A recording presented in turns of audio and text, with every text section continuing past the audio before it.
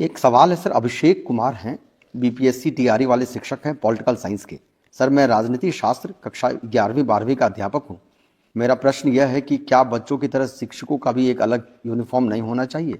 अगर शिक्षक भी प्रतिदिन ड्रेस में विद्यालय आएंगे तो बच्चे भी प्रेरित होकर ड्रेस में हमने आएंगे। पंचायत के सभी प्रतिनिधि, वार्ड सदस्य, मुखिया जी, आंगनवाड़ी सेविका, जीविका सबको बोला है कि अगर कोई बच्चा बाहर घूमता हुआ नजर आए उसको आप समझा बुझा के स्कूल में भेजो। यह गांव वालों का और पूरे समाज के गांव में अब कैसे लगता है आपके टोले में अगर बच्चा स्कूल के टाइम में बाहर घूम रहा हो। और बार बार मैं बोलता हूँ एक अशिक्षित बच्चा उस गांव के लिए मुसीबत है। सर पहला सवाल बच्चों का है, मध्य विद्यालय बांका के ये बच्चे हैं। पहला इन्होंने कुछ सवाल जो पूछे हैं उसमें हमें जो पाठ्य सामग्री यथा किताब, कॉपी, अन्य शिक्षण सामग्री जो विभाग के द्वारा प्रदान की जाती है, यदि वो सामग्री सत्र के आरंभ के पूर्व प्राप्त हो जाए तो पढ़ाई करने में ज़्यादा सुविधा होगी। एक सवाल है, जैसे प्राइवेट स्कूलों में कंप्यूटर की शिक्षा छोटे कक्षाओं में दी जाती है, यदि हमारे विद्यालय में भी व्यवस्था हो जाए तो हमें विद्यालय आने में अच्छा लगेगा। सांस्कृतिक कार्यक्रम हेतु यदि एक बड़ा सा हॉल व स्टेज विद्यालय में हो तो कार्यक्रम करने में आनंद आएगा। और खेलना हम बच्चों का सबसे ज़्यादा पसंद है, परंतु विद्यालय में खेल का मैदान नहीं होने से हम लोग खेल की घंटी का समुचित उपयोग नहीं करते। सबसे पहला जो प्रश्न पूछा है कि जो सामग्री है, किताब है, पेंसिल है, कॉपी है, बैग है, इस बार हम लोग का यह उद्देश्य और टारगेट भी है कि 1 अप्रैल को जैसे ही आप लोग पहली क्लास में जाएंगे तो जैसे प्राइवेट स्कूल में बच्चे नए किताब, नए सभी सामग्री के साथ जाते हैं, इस बार आपको सामग्री मिलेगी। और हम यह भी कोशिश में हैं कि जो यूनिफॉर्म है, जो वर्दी है, जो ड्रेस है, वो भी आपको समय पे नए क्लास जाने के तुरंत ही उसी दिन आपको मिल जाए, ताकि आप नए ड्रेस में, नए किताबें, नए बैग के साथ आप नए स्कूल में जाएंगे।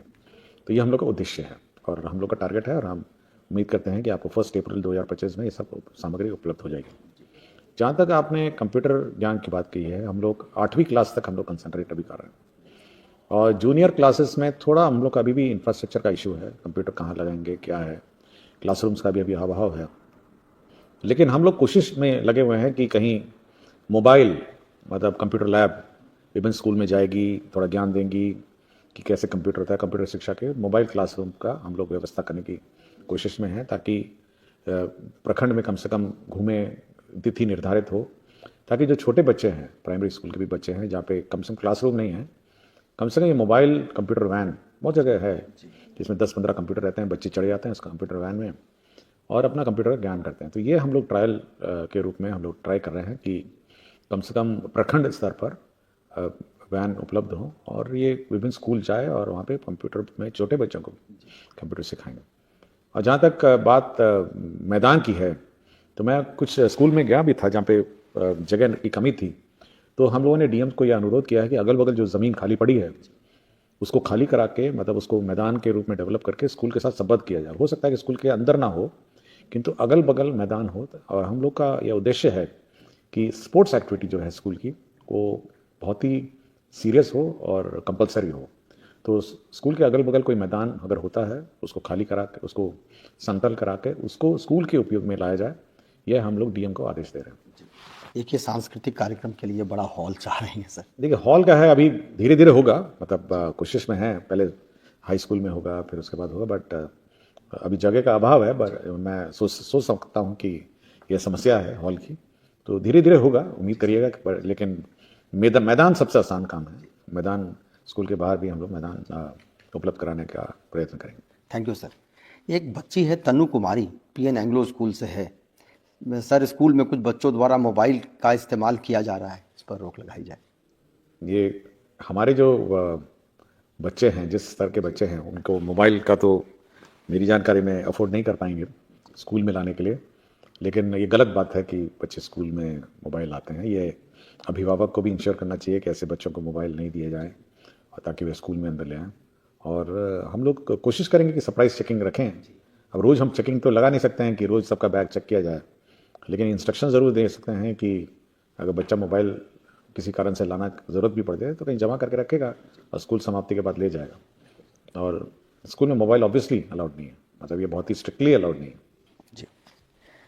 ये केशव कुमार हैं, 10वीं में पढ़ते हैं जीडी पाटलिपुत्रा स्कूल पटना में। और करण कुमार हैं, जो 12वीं में पढ़ते हैं पटना कॉलेजिएट में, एक ही जैसा सवाल है दोनों का। विद्यालय में पुस्तकालय होने से पढ़ने में सुविधा हो रही है सर, परंतु विद्यालय से पुस्तक इशू भी किए जाएं तो और बेहतर होगा। हम लोगों ने ऐसा कोई रिस्ट्रिक्शन नहीं लगाया, ये हेडमास्टर पर निर्भर है कि किताब इशू हो नहीं हो। और मैं चाहूँगा कि बच्चे स्कूल में, बच्चे घर किताब लेके जाएं और पढ़ के अगले दिन या 2-3 दिन में वापस करें। तो इस बारे में मैं ज़रूर हेडमास्टर सबको निर्देशित करूंगा। इनके क्वेश्चन पर कम से कम ये मैं आदेश निर्गत करूंगा कि जो लाइब्रेरी की बुक्स हैं वो इशू करेंगे और 2-3 दिन बाद उसको लौटा देंगे, मतलब मैक्सिमम सप्ताह भर, ताकि बाकी बच्चे भी पढ़ सकें। लेकिन मैं अनुरोध ये करूंगा कि जब इशू करके ले जाएं तो समय पर किताबों को लौटाए भी, ऐसा नहीं कि महीने महीने रख लें, क्योंकि सभी बच्चों के उपयोग की किताबें हैं। एक सवाल है, केशव कुमार है, 10वीं में पढ़ते हैं। इनका सवाल है, विद्यालय में कक्षा 10 के 2 सेक्शन हैं, ए और बी, वहाँ पोशाक राशि मिल चुकी है, जबकि उसी कक्षा के अन्य 2 सेक्शन सी और डी में यह राशि नहीं मिली है। पूछने पर शिक्षक द्वारा कोई जवाब नहीं मिलता है। एक और सवाल है इनका कि लगता हुआ विज्ञान प्रयोगशाला होने के बावजूद भी इसका इस्तेमाल नहीं कराया जा रहा है। देखिए, पोशाक की राशि हम लोगों ने सबको कहा है देने को, और ये कंप्लेंट आई है। हम लोगों ने जो जिला शिक्षा पदाधिकारी है उसको कहा है, और उम्मीद करते हैं कि सप्ताह भर में आपको राशि मिल जाएगी। ये कंप्लेंट की जांच होगी और जो भी दोषी होंगे उस पर भी मैं कार्रवाई करूँगा। जहाँ तक लेबॉर्ट्री की बात है, तो मैं सभी टीचर से ये अनुरोध करता हूँ, और मैं 2-3 स्कूल्स में गया भी था। तो वहाँ हुआ ये था कि एक स्कूल गया था मैं, वहाँ पे मैंने पूछा जो टीचर है हेडमास्टर से, मैंने पूछा ये बच्चे कहाँ थे? बोले लेबॉर्ट्री क्लास चल रही है। तो जब मैं उस क्लास में गया तो देखा लेबॉर्ट्री तो क्लास थी, लेकिन उसमें क्लास चल रही थी। मतलब मेरा ये अनुरोध है टीचर से कि लेबॉर्ट्री क्लास का मतलब ये नहीं है कि लेबॉर्ट्री में क्लास चलाना। लेबॉर्ट्री क्लास का मतलब है लेबॉर्ट्री में जो केमिकल है, उसमें जो उपकरण है या जो भी माइक्रोस्कोप है, उसका प्रयोग करके बच्चों को सिखाना। ये नहीं कि उसको एक क्लासरूम बना दिया जाए और कह दिया जाए कि आज तो लेबॉर्ट्री की क्लास है, लेबॉर्ट्री में बैठिए और क्लासरूम चलाइए। ये बिल्कुल गलत है। तो ये जो भी टीचर हैं, हम लोग चेक करेंगे, और फिर एक बार इंस्पेक्शन टीम जाएगी और ये चेक करने जाएगी कि ये वास्तव में क्या हो रहा है और क्यों लेबॉर्ट्री का काम नहीं हो रहा। और मैं जब भी जाता हूँ 2-3 चीज़ें ज़रूर चेक करता हूँ कि लेबॉर्ट्री में माइक्रोस्कोप चालू हालत में है, केमिकल्स हैं केमिस्ट्री लैब में, और वो जो फ्लेम है, जो गैस है और फ्लेम है, वो उपलब्ध है या नहीं, फिजिक्स लेबॉर्ट्री में बैटरी है या नहीं। ये 2-3 चीज़ें मैं ज़रूर चेक करता हूँ कि अगर बैटरी नहीं हुई तो फिजिक्स लैब क्या चलेगा, अगर फ्लेम नहीं है तो क्या आप केमिस्ट्री करेंगे। और क्लास में अगर लेबॉर्ट्री क्लास में माइक्रोस्कोप ही नहीं है तो इसका मतलब कुछ कर नहीं रहे हैं, केवल खाना पूरी हो रही है। तो ये बेसिक चीज़ें मैं ज़रूर चेक करता हूँ। लेकिन मुझे ठीक नहीं लगा, ये सिवान का स्कूल था और मैं जब गया तो वही लेबॉर्ट्री में क्लास चल रही थी, लेबॉर्ट्री क्लास नहीं चल रही थी। तो सुधार का मौका हम लोग सभी टीचर को दे रहे हैं, और नहीं सुधरेंगे तो फिर बाद में कार्रवाई भी होगी। ऐसा नहीं कह रहा कि 2-3 बार हम लोग अनुरोध जरूर करेंगे, लेकिन जब इसका अनुपालन नहीं होगा और इंस्ट्रक्शंस का अनुपालन नहीं होगा तो कार्रवाई कर देंगे। जी, ये एक अनुपमा सिंह हैं, ये ग्रेजुएट टीचर हैं बरौनी बेगूसराय से।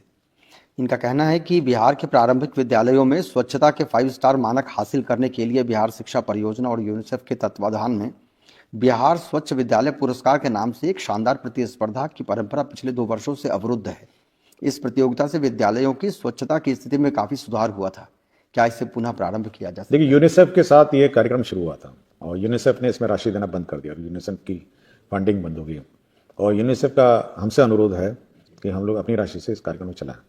तो अब हम लोग इसको अपनी राशि से चलाने की कोशिश में हैं और उम्मीद करते हैं कि जनवरी, फरवरी, मार्च में एक बार कम से कम हम लोग इसका असेसमेंट शुरू करेंगे यूनिसेफ की मदद से। ये कार्यक्रम बंद हो गया था और क्योंकि यूनिसेफ ने अपना बजट में प्रोविजन नहीं रखा, पैसा नहीं दिया, तो अब हम लोग अपनी राशि से इसका असेसमेंट यूनिसेफ की मदद से ही करेंगे, किंतु अब हम लोग को अपना पैसा लगाना पड़ेगा। एक मनोज कुमार हैं, ये प्रखंड शिक्षक हैं MS अंदौली किशनपुर सुपौल से।